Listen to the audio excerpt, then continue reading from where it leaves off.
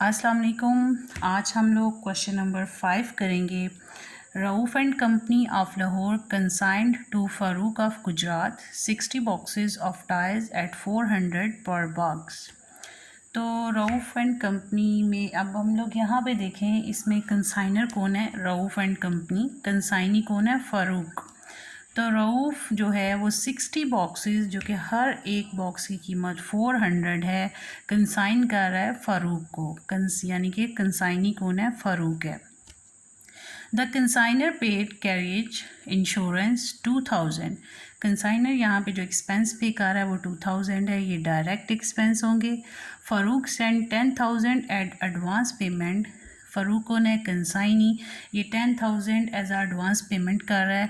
Rauf and company received account cell from Farooq containing the following particulars. कहता है कि Rauf and company ने जो अकाउंट सेल रिसीव की हैं फ़ारूक से, वो क्या है कि ग्रॉस सेल्स प्रोसीड्स 34,000, जो सेल्स हैं वो 34,000 है। Transportation and warehouse charges 1,500 हैं। कमीशन 15% ऑन ग्रॉस प्रोसीड्स, यानी कि सेल के ऊपर 15% कमीशन भी देनी है। और फिर क्या बात करता है? Rauf and company received bank remittance for the balance due from Farooq on the consignment.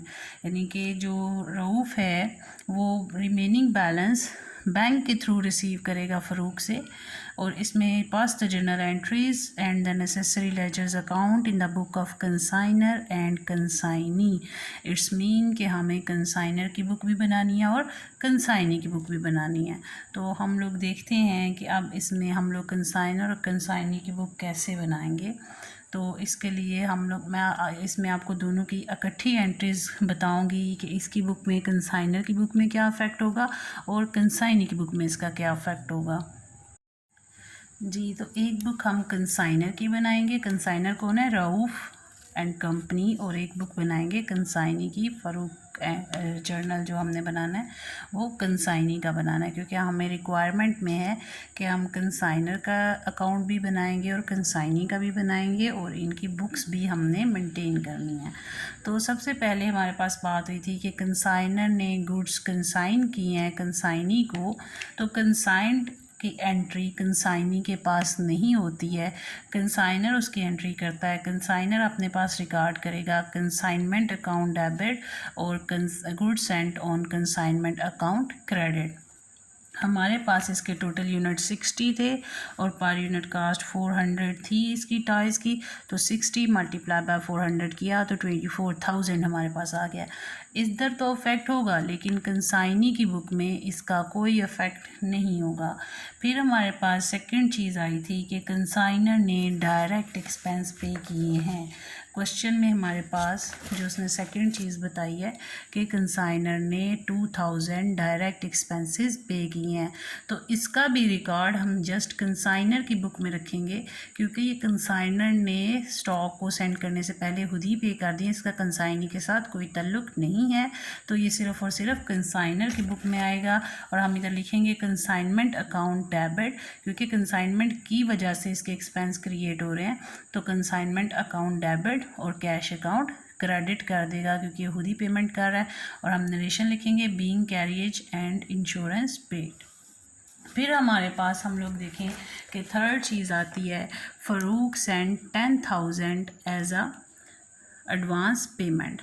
जो फ़ारूक है उसने 10,000 एडवांस पेमेंट की है। तो अब कंसाइनी जो है वो पेमेंट कर रहा है कंसाइनर को, तो इसका अफेक्ट हम लोग यहाँ पे शो करेंगे कि एडवांस में उसने पेमेंट की है, और उस पेमेंट का अफेक्ट कंसाइनर की बुक में भी होगा और कंसाइनी की बुक में भी होगा। कंसाइनी अपनी बुक में क्या रिकॉर्ड करता है? उसने 10,000 किसको पे किया? उसने 10,000 पे किया है रऊफ़ को, तो रऊफ़ को डेबिट करेगा, और कैश उसका एसेट है, एसेट रिड्यूस हुआ तो एसेट क्रेडिट हो जाएगा। तो 10,000 उसने पे किया, उसने अपने पास रिकॉर्डिंग उसकी कर ली। अब वो लिखेगा being cash sent as advance. फिर यहाँ पे कंसाइनर भी इसका रिकॉर्ड अपने पास रखेगा, क्योंकि उसने पैसे रिसीव किए हैं, उसके पास एसेट्स इंक्रीज़ हुए हैं। कैश एसेट है, उसका एसेट इंक्रीज़ हुआ तो कैश अकाउंट डेबिट और फ़ारूक अकाउंट क्रेडिट करेगा, क्योंकि उसने फ़ारूक से पैसे रिसीव कर लिए हैं।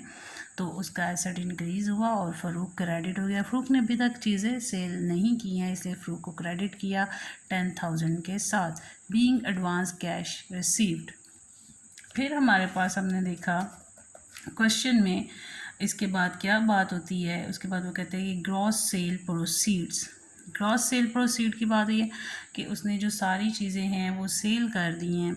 इसमें हमारे पास उसने क्वेश्चन में ये नहीं बताया है कि कितनी अनसोल्ड हैं। उसने ग्रॉस सेल प्रोसीड का वर्ड यूज़ किया, इट्स मीन कि सारी चीज़ें सेल आउट हो चुकी हुई हैं। तो हम लोग यहाँ पे उसको कंसाइनी की बुक में भी लिखेंगे, कंसाइनी ने चीज़ें सेल की हैं, कंसाइनी के पास पैसे आ गए हैं। कंसाइनी इसको लिखेगा कैश अकाउंट डेबिट और Rauf and company account credit. और सेल प्राइस हमारे पास कितनी थी 34,000, तो वो 34,000 डेबिट करेगा कैश अकाउंट से और 34,000 क्रेडिट करेगा रऊफ एंड कंपनी अकाउंट से, क्योंकि उसने रऊफ को पैसे पे करने हैं। यहाँ पे हमारे पास जो है कंसाइनर वो भी रिकॉर्ड करेगा, वो कंसाइनी को डेबिट कर देगा क्योंकि अब वो उसका डेटर बन गया है, उससे उसने सिर्फ सारे पैसे अपने रिसीव करने हैं। और कंसाइनमेंट को क्रेडिट कर देगा 34,000 से। और अब यहाँ पे वो मेंशन करेगा being goods sold by consignee. Next हमारे पास उसने कमीशन की बात की है और ट्रांसपोर्टेशन चार्जेस की बात की है। तो हम कमीशन देखते हैं। कमीशन जब वो कंसाइनी उन पैसों में से ही अपने पास 15% उसको चार्ज करके रख लेगा। कमीशन हमारी सेल के ऊपर होती है। सेल हमारी थी 34,000, तो 34,000 का 15% हमने लिया तो हमारे पास 5,100 आया। Rauf and company account debit किया और कमीशन अकाउंट क्रेडिट किया 5,100 से। Being 15% commission on sale charge. इसी तरह इसने भी अपने पास कमीशन का रिकॉर्ड रखना है। इसके पास कंसाइनर के पास एक्सपेंस किसकी वजह से बढ़ा है, कंसाइनमेंट की वजह से। ये कंसाइनमेंट अकाउंट को डेबिट कर देगा और इसने पे किसको किया, फ़ारूक को। फ़ारूक को पे करना था तो फ़ारूक अकाउंट क्रेडिट हो गया। Being 15% commission on charge by consignee. फिर ट्रांसपोर्टेशन चार्जेस और वेयर हाउसिंग चार्जेस को भी उसने पे किया है, कंसाइनी ने खुद से पे किया है कंसाइनर के बिहाफ पे। तो कंसाइनी ने वो पैसे किससे रिसीव करने हैं, रऊफ से। वो रऊफ एंड कंपनी को डेबिट करेगा और कैश अकाउंट क्रेडिट करेगा 1,500 से और मेंशन करेगा being expenses paid on consignors behalf. इधर कंसाइनर भी इसका रिकॉर्ड रखेगा। वो क्योंकि उसके पास जो एक्सपेंस इनकर्ड हुआ है वो कंसाइनमेंट की वजह से हुआ, वो कंसाइनमेंट को डेबिट करेगा और फ़ारूक अकाउंट को क्रेडिट कर देगा 1,500 से। Being transportation and warehousing expense paid by consignee. अब हम लोगों के पास ये चीज़ें तो आ गई। अब हमने प्रॉफिट एंड लॉस निकालना है। प्रॉफिट एंड लॉस अकाउंट निकालने के लिए हम लोगों को कंसाइनमेंट अकाउंट बनाना है। तो हम लोगों ने कंसाइनमेंट अकाउंट बनाना है। तो हम लोग कंसाइनमेंट अकाउंट में क्या करते हैं, हम लोगों ने जहाँ जहाँ कंसाइनमेंट डेबिट हो रहा है, जिसके बिहाफ पे डेबिट हो रहा है हम उसको डेबिट साइड पे लिखेंगे। जहाँ जहाँ क्रेडिट हो रहा है कंसाइनमेंट जिसके बिहाफ पे हो रहा है हम उसका नाम क्रेडिट साइड पे लिखेंगे। तो सबसे फर्स्ट एंट्री हम लोग देखें तो कंसाइनमेंट हमारे पास क्रेडिट हो रहा है, कंसाइनमेंट हमारे पास डेबिट हो रहा है, goods Saint on consignment account credit हो रहा है। तो हम लोगों ने goods Saint on consignment account को डेबिट साइड पे लिखा क्योंकि कंसाइनमेंट डेबिट हुआ। कितने से डेबिट हुआ, 24,000 से। हमने यहाँ पे 24,000 मेंशन कर दिया। फिर हमारे पास जो बात आती है कि यहाँ पे हम लोग देखें फिर कंसाइनमेंट डेबिट हुआ है, किसकी वजह से हो रहा है, कैश की वजह से। हमने यहाँ पे कैश लिख के एक्सपेंस लिखा और 2,000 को लिख दिया जो कि उसकी अमाउंट है। फिर हमारे पास थर्ड एंट्री में कहीं भी कंसाइनमेंट का जिक्र नहीं आया। फिर हम अपनी फोर्थ एंट्री देखते हैं जिसमें कंसाइनमेंट क्रेडिट हो रहा है, किसकी वजह से हो रहा है, फ़ारूक की वजह से। तो हम क्रेडिट साइड पे फ़ारूक अकाउंट और ब्रैकेट में सेल लिखेंगे और सेल की अमाउंट लिख देंगे। फिर हमारे पास नेक्स्ट में हम लोग देखें तो फिर कंसाइनमेंट डेबिट हो रहा है, किसकी वजह से हो रहा है, फ़ारूक की वजह से 5,100 से कमीशन से। तो हमने यहाँ पे फ़ारूक अकाउंट लिखा, ब्रैकेट में कमीशन लिखा और कमीशन की अमाउंट को लिख दिया। फिर हम नेक्स्ट एंट्री में देखें तो अगेन कंसाइनमेंट डेबिट हो रहा है, किसकी वजह से हो रहा है, फ़ारूक की वजह से। हम यहाँ पे फ़ारूक अकाउंट को लिखेंगे और ब्रैकेट में लिखेंगे एक्सपेंसेस। अब हमारे पास यहाँ तक एंट्रीज ख़त्म हो जाती हैं। अब हम लोगों ने फिर क्या करना है कि प्रॉफिट फाइंड आउट करना है कि हमें प्रॉफिट होता है कि लॉस होता है। जब हम 34,000 करेंगे, फिर यहाँ पे अगर हम लोग देखें तो हमारे पास 24,000 प्लस 2,000 26,000 प्लस 5,100 प्लस 1,500, तो ये हमारी अमाउंट 34,000 से कम आती है। हम 34,000 में से इन सब को माइनस करेंगे तो हमारे पास 1,400 आ जाएगा और ये हमारा प्रॉफिट है। तो टोटल वही 34,000 लिखेंगे और इधर भी 34,000।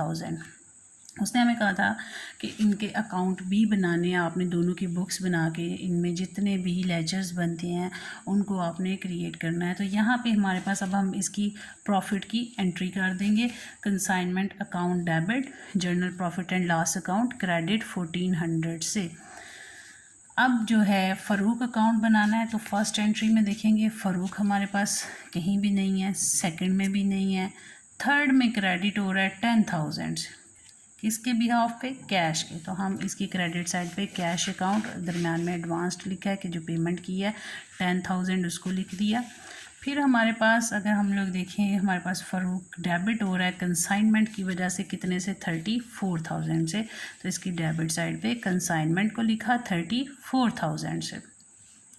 फिर हमने देखा कंसाइनमेंट डेबिट है और फ़ारूक क्रेडिट है, यानी कि क्रेडिट साइड पे फ़ारूक है किसकी वजह से, कंसाइनमेंट की वजह से। हमने अगेन कंसाइनमेंट 5,100 से लिख दिया और ब्रैकेट में हम कमीशन लिख देंगे।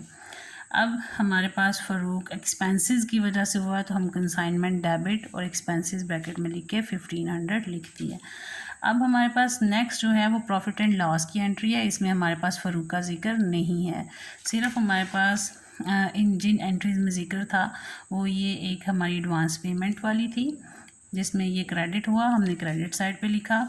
एक हमारी सोल्ड वाली थी जिसमें डेबिट हुआ, हमने कंसाइनमेंट को डेबिट साइड पे लिखा।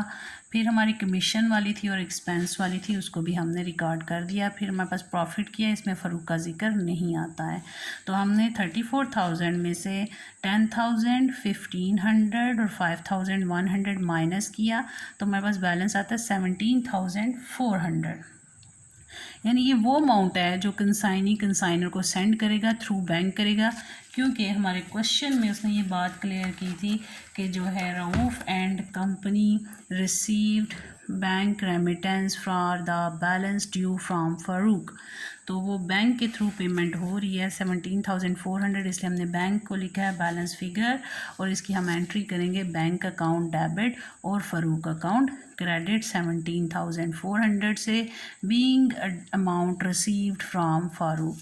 अब हम लोगों की जो कंसाइनी की बुक है उसको हम देखते हैं। उसमें हम लोगों ने जो उसका अकाउंट कंसाइनी का बनाना है उसको भी हम लोग देख लेते हैं कि कंसाइनी की बुक में जो अकाउंट बनाना है वो हमारे पास बनेगा रऊफ़ का अकाउंट।